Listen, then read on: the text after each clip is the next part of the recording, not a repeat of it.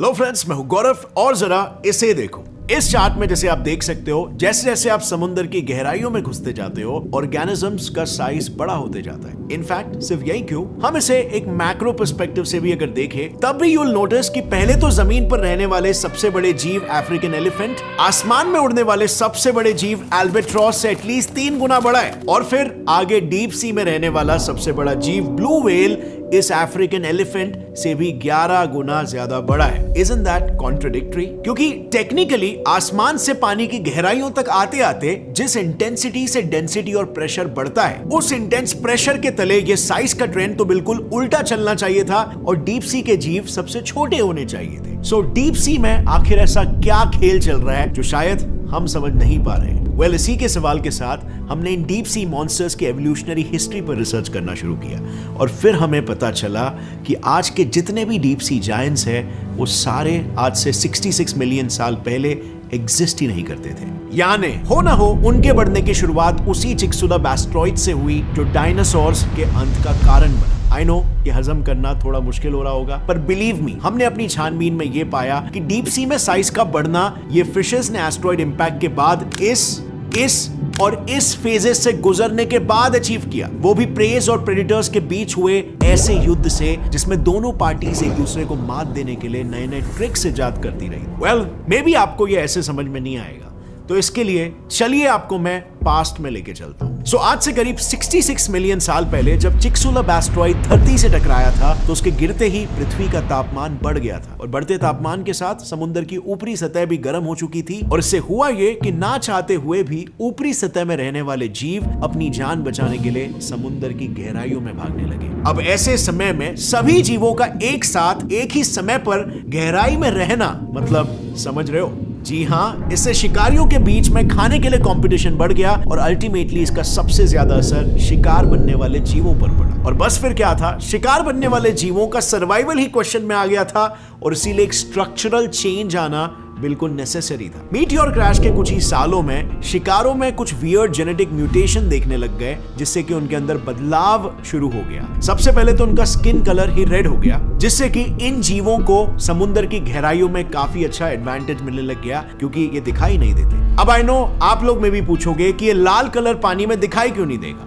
Well, शायद आप कुछ भूल रहे हो। रेड लाइट समुद्र की गहराई तक आते आते फिल्टर हो जाता है, बिकॉज ऑफ विच कोई रेड लाइट बचता ही नहीं है जो इन लाल फिशेस से रिफ्लेक्ट होकर प्रेडेटर्स की आंखों तक पहुंचे। नतीजा, इन चेंजेस ने सारा गेम प्रेस के फेवर में पलट दिया और इसे टैकल करने के लिए प्रेडेटर्स ने फिर अपना दांव खेला। वो over a period of time evolve हुए इस तरीके से कि वो अंधेरे में प्रे को देखने के लिए अपनी खुद की लाइट इजाद किए, जिसे आज हम साइंटिफिक भाषा में बायोल्यूमिनेसेंस कहते हैं, जो कि नेचर की एक ब्यूटी है बाय द वे। अब प्रेडेटर्स को इसकी मदद से लाल हो या काला हर रंग अंधेरे में साफ दिखाई देने लगा और इससे उस वक्त प्रेडेटर जीव फिर एक बार प्रेस पर भारी पड़ने लगे। यानी अगेन ऑल बॉल प्रेस के कोर्ट में था और उनकी बारी थी अपने सर्वाइवल के लिए एक तगड़े स्ट्रक्चर में तब्दील होने की जो उनके सर्वाइवल रेट्स को बढ़ा सके। और जानते हो उसके बाद उनमें किस प्रकार का एवोल्यूशन आया? नहीं, उनका साइज अभी तक नहीं बढ़ा। वेल, उस दौरान उन्होंने एक ऐसा फीचर डेवलप किया जो कि एक ब्रिलियंट और अनोखा सोल्यूशन था कि लाइट प्रैक्टिकली उनके बॉडी के आर पार जा सकती थी। सो अब क्या लगता है आपको, इस नए फीचर ने क्या उन प्रे फिशेस को उनके सर्वाइवल में हेल्प की होगी? जब प्रेडेटर्स का पलड़ा भारी होने लगा तब प्रेज ने एवोल्यूशन के तहत अपनी पूरी बॉडी को ही ट्रांसपेरेंट कर लिया। मतलब बेसिकली अब प्रेडेटर्स टॉर्च लेके आए या बिना टॉर्च के प्रेज उनके सामने होंगे और फिर भी वो उन्हें देख नहीं पाएंगे। Interesting right? कि कैसे नेचर बिना किसी भेदभाव के सबको समान मौका देती है to evolve, survive and thrive. फिर वापस से कुछ मिलियन साल बाद नेचर ने सिक्का पलट दिया। एक बार फिर से खेल प्रेज के फेवर में पलट गया और प्रेडेटर्स को मजबूरन फिर सीधा नेचर को ही चैलेंज करना पड़ा। अब बेसिकली हुआ ये कि प्रेज के ट्रांसपेरेंट होने से प्रेडेटर्स अब समझ गए थे कि उनकी आंखों का अब कोई यूज नहीं था और इसीलिए उन्होंने धीरे धीरे अपनी आंखें छोटी करना शुरू कर दी। तो फिर आगे जाकर जाकर थोड़ा और इवॉल्व होने पर विद टाइम पूरी तरीके से गायब ही हो गए। सो एवोल्यूशन का एक सिंपल सा फंडा है, whatever you don't use you lose in the long run. और ऐसा ही हुआ यहाँ पर इनकी आंखों के साथ भी। अब इससे आगे क्या हुआ होगा, कैन यू गेस इट? चलो कोई नहीं, मैं बस एक कॉमन सेंस वाला सवाल पूछूंगा और आपको सब कुछ खुद ही समझ में आ जाएगा। मुझे बताओ कि आप अपने मोबाइल का कैमरा अगर ऑन रखकर कोई गेम खेलोगे तब वो गेम स्मूथ चलेगा, या फिर कैमरा बंद करके खेलोगे तब वो गेम स्मूथ चलेगा? यस, ऑब्वियसली जब बंद करके खेलोगे तब वो गेम स्मूथ चलेगा, राइट? और बस ऐसा ही कुछ हुआ उस वक्त भी इन बिना आंखों वाले प्रेडेटर्स के साथ। जैसे इन डीप सी प्रेडेटर्स की आंखें चली गई, उन आंखों को कंट्रोल करने के लिए जो प्रोसेसिंग पावर यूज हुआ करती थी वो अब ये प्रेडेटर्स अपनी बाकी सेंसेस को मजबूत करने में इस्तेमाल करने लगे। बिकॉज ऑफ विच ये जीव दो अलग अलग स्पीशीज में ही ब्रांच हो गए। एक वो जो प्रेजेंट डे एंगलर फिश की तरह 1 किलोमीटर दूर से ही अपने शिकार को सूंघ सकते थे, और दूसरे वो जो प्रेजेंट डे डॉल्फिन्स और व्हेल्स की तरह एको लोकेशन से करीब 2 किलोमीटर दूर मौजूद शिकार को भी एक्यूरेटली पिन पॉइंट कर सकते थे। नतीजा, इन एवोल्यूशनरी अपग्रेड्स के बाद प्रेडेटर्स ने मानो गहरे समुद्र में कत्लेआम मचा रखा था। जो प्रे मिलता उस पर एक साथ सारे टूट पड़ते, और इससे माहौल इतना गर्मा गया कि फाइनली प्रेस की तादाद तेजी से घटने लग गई। लेकिन इस खाने की कमी के कारण मजबूरन प्रेडेटर्स का साइज बढ़ने लग गया। अब आई नो ये सुनने में काफी कॉन्ट्रडिक्टरी लग रहा होगा, पर इस कॉन्ट्रडिक्शन को समझने के लिए ना जरा इसे देखो। ये एक 7.3 मीटर लंबी और 1.4 टन भारी मादा ग्रीनलैंड शार्क जो पिछले 400 सालों से जिंदा है और अपनी टीनेज प्यूबर्टी ही करीब 150 साल की होने पर रीच करती है। पता है क्यों? क्योंकि क्लाइबर्स रूल के अनुसार खाने की कमी के कारण इसने पहले तो फैट स्टोर करके